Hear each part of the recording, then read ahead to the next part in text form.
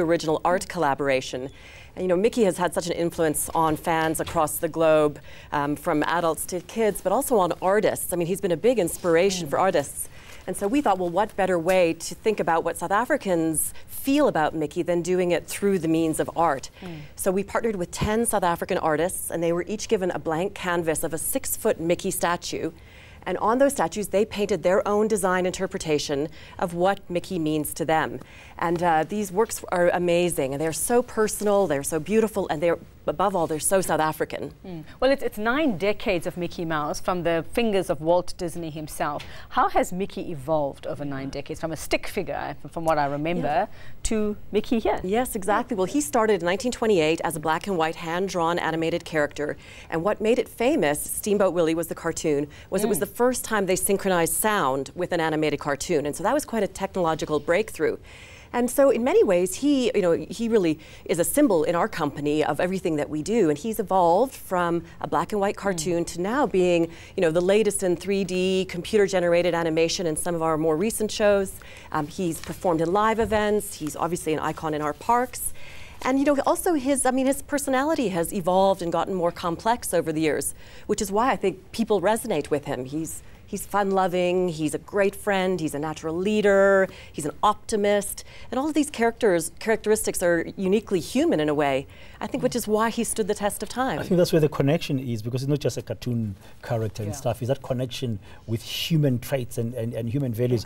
I read somewhere long ago that Disney and Mickey Mouse and Disney, but it's not just about cartoon, it's got a bigger meaning than that. Yes, yes. I think through this character, what we're trying to do, and through all our characters, is tell stories that are relatable to people across the globe in one way or another, and where people can see themselves in it too, and identify with those characteristics. And I think that's why people laugh when they see a Mickey cartoon, because they sort of see situations that they're in and how they react in it as well. And at our heart, at Disney's heart, it really is about creative storytelling, and we use our characters to do that. Do we have, you will probably know the story, what made Walt Disney come up with this character? What was in his head? What made him draw a little stick figure mouse? Well, he actually, interestingly enough, the original name for Mickey was actually Mortimer. He wanted to call it Mortimer, but his wife thought that sounded a little bit stuffy, so he ended up being Mickey. But he was an artist and a creator and a storyteller, and that was back in the days when really we had strip cartoons, but really nothing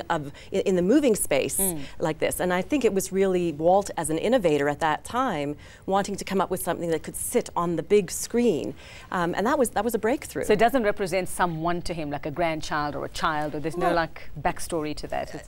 I think it represents characteristics that he sees in kids everywhere, and relatable. I know they spend a lot of time thinking about how big to make Mickey and make him, relatable to kids through his height.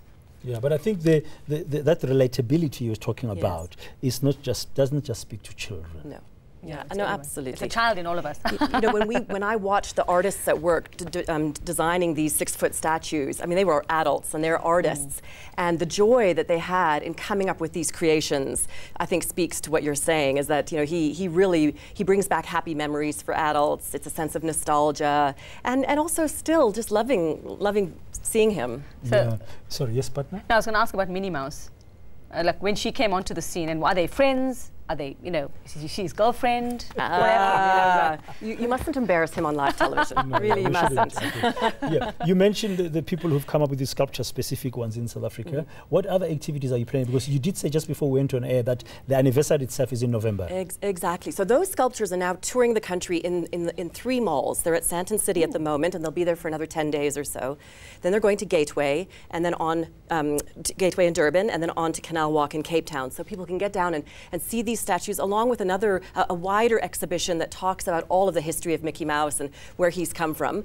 We're also planning a 2-hour TV special, which is coming from the US, that's going to celebrate his birthday, and that will be airing on Mnet.